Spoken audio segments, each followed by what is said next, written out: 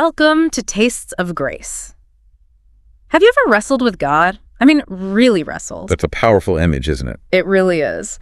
Today, we dive into the story of Jacob wrestling with God. One, we've probably all heard since Sunday school. Oh, absolutely. A classic. But the insight you'll hear today, well, it might just challenge and transform the way you've always understood it. That's the goal. Our mission today is to unpack this ancient story, Jacob's night-long struggle.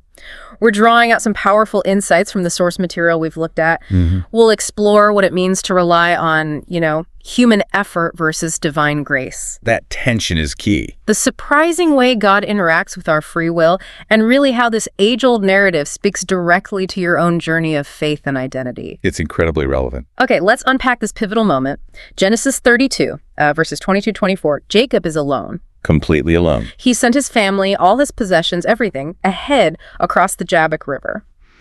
And he's deeply fundamentally afraid. What's going on there? What's the source of this terror? Well, it's fascinating. If you look at Jacob's whole life leading up to this, his very name, Jacob, right? It means grab or supplanter in Hebrew. It's a name that perfectly sums up his life. How so? A life defined by self-reliance, right? By grabbing for blessings through his own shrewdness, his own effort. Like grabbing Esau's heel at birth. Exactly. Right from the start. And then later, he cunningly gets Esau's birthright for, what was it?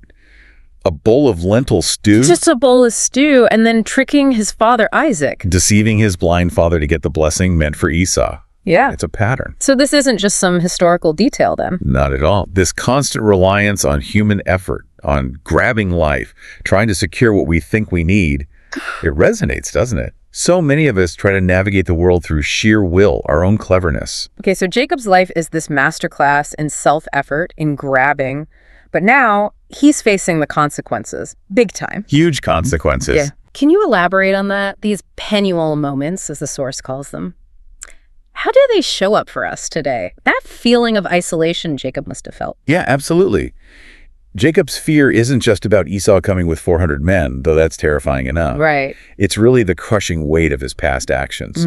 It's the debt, the spiritual and relational debt he's accumulated through his own efforts to control everything. Like staring at a problem you created but can't fix? Exactly that. It's like standing at the edge of a cliff looking at maybe insurmountable financial debt, or a broken relationship, a career disaster, something our own grabbing caused, and now our best efforts just aren't enough.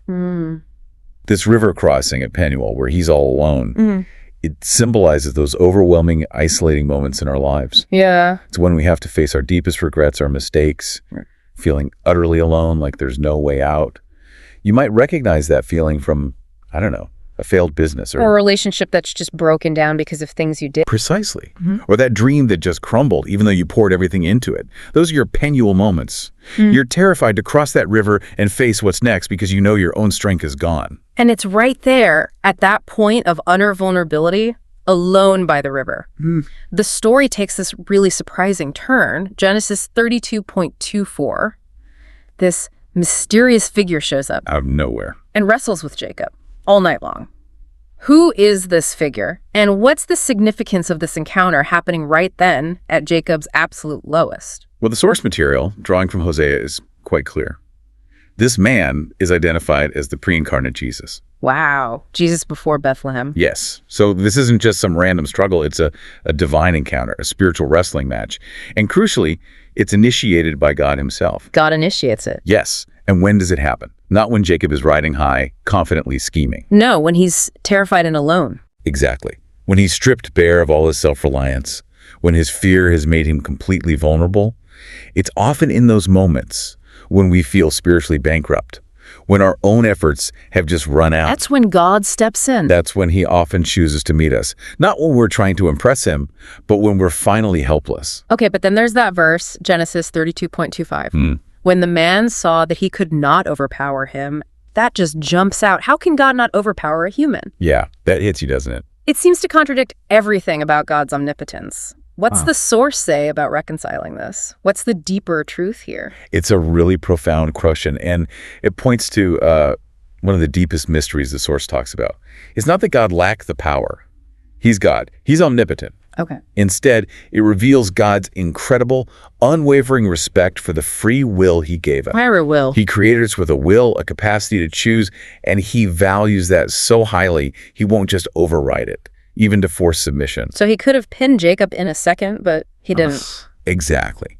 Think of it like a loving parent who could easily force a child, but chooses to let the child struggle and learn, even if it's hard. God allows Jacob to keep wrestling, to completely exhaust his human strength. To prove to himself it's not enough. Yes. To see the futility of his own efforts.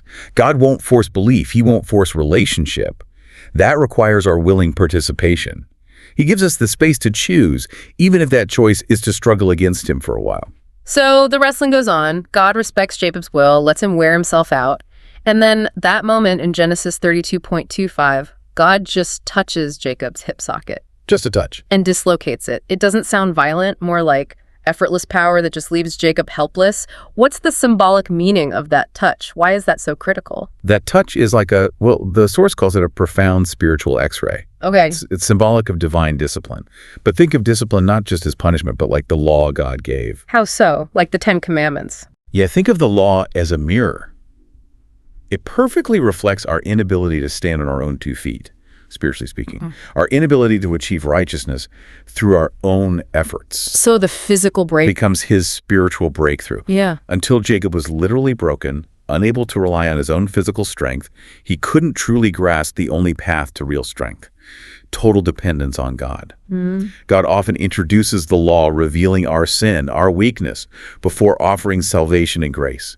He has to show us we're broken, that we can't do it ourselves, before we'll truly seek and accept his help. So the touch reveals that all the grabbing, all the self-effort ultimately just cripples us. Exactly. It leaves us unable to stand. It's his way of teaching humility, teaching dependence, preparing us to receive what only he can give. And right there, in that moment of helplessness, literally broken, can't stand, Jacob clings to the man. He says, I will not let you go unless you bless me. Yes. Notice the shift. It's not wrestling for control anymore. It's clinging for a blessing. That's a massive turning point, isn't it? It's huge. It's the moment of profound surrender. Yeah. This is when Jacob finally realizes he's bankrupt. His whole life strategy, grabbing, it's useless now. He can't fight. He can't scheme. He has nothing left. Nothing. He has to give up his self-effort and just reach out for something beyond himself. The source calls this giving up. Really recognizing that all our striving, all our self-effort, it's ultimately futile. Like finally admitting you don't have the answer. Exactly. It's only when Jacob empties himself of that self-reliance that true grace can actually enter. He finally made space for it. And then right after that surrender, the man renames him, Genesis 32.28. Your name will no longer be Jacob, but Israel. Israel. Because you have struggled with God and with humans and have overcome. Okay, so what does Israel mean? And how did he overcome when he was actually injured, crippled, totally dependent? That sounds like a paradox. It absolutely is a paradox. Israel means Prince of God. Prince of God, wow. This renaming, it's this profound shift in identity. And the overcoming, it isn't about winning the wrestling match in human terms. It's not about defeating God, obviously. Right. It's about overcoming his own Jacob nature. Yeah. His self-will, his reliance on his own scheming, his need to control. So the victory was over himself. Yes. Victory was letting go. Embracing a new identity that was given by God, not earned by wrestling harder. It's a spiritual rebirth. Moving from a life of grabbing to a life of receiving as a divine prince. And the limp. The limp becomes this permanent reminder, doesn't it? A reminder of his brokenness, yes, but also of his transformation, of God's grace meeting him right there. That limp, wow, such a powerful physical marker of that spiritual shift. Now, connecting this bigger picture, the source also brings up Jacob's dream at Bethel. Genesis 28, revisited in 35. That happened before the wrestling, didn't it? It did chronologically earlier, yes. So how does understanding Bethel, the house of God, add to our understanding of Jacob's transformation into Israel? That's a great connection to make. Bethel means house of God, right? It represents God's presence, his dwelling place. And in that famous dream, Jacob sees the ladder. Angels going up and down. Right, connecting heaven and earth. And Jesus himself, later in John's gospel, basically says, I am that ladder. He's the connection. Remember that. But here's where the source really expands it. The house of God isn't just a place like Bethel or even just Jesus as the ladder. We, the redeemed, become his dwelling place. Our bodies are temples. Exactly. Our bodies are temples of the Holy Spirit. So think about this. When enemies attack you, they're actually attacking God's house. and he stands with you. That changes things. It really does. And what's more, the source suggests those angels ascending and descending on Jesus, the true ladder, they are dispatched to serve us, the redeemed. Your new identity as Prince of God comes with, like, divine backup, heavenly resources, authority. Wow. That's a much bigger view of Bethel and our connection to God. Okay, so this whole journey from grabber Jacob to Prince of God Israel, it sounds like it's an ongoing process, not just a one-and-done event at the river. Definitely a process, not instant perfection. How does this apply to our spiritual growth today? How does this ongoing transformation work? Well, the source draws this really powerful parallel with Simon Peter. Simon Peter. Simon's name means reed, something unstable, easily swayed, wavering. Yeah, flimsy. Right. But Jesus, seeing his potential, renamed him Peter, which means rock, signifying stability, steadfastness. A total contrast. Complete contrast. Yeah. Yet even after the renaming, think about it, Jesus sometimes still called him Simon. He did. When? At critical moments, like right before the denial. In Luke 22, Jesus says, Simon, Simon, Satan has asked to sift all of you as wheat. Or in Mark 14, finding him asleep in Gethsemane, Simon, are you asleep? Huh. So why use the old name if he's already Peter the Rock? Again, it seems to highlight God's unwavering respect for our free will. He declares our new identity. He calls us rock. But he doesn't flip a switch and force us to live it perfectly from day one. Okay, so God declares the new identity, but our experience of it, that takes time. It involves our choice. Exactly. It's a journey. We can choose to stay sort of spiritually immature. Yeah. Children in faith, as Paul puts it in Galatians. Yeah. Focusing on our weaknesses, our past failures, acting like reeds. Still living like Simon. Or we can choose to grow into the rock he calls us to be. God's discipline, remember, it isn't punishment. It's training, like a coach. Training, not punishment. Right. He allows challenges, sometimes using the law, that mirror, to show us our weakness, all to help us mature. But ultimately, he waits for our will to align with his declared truth about who we are.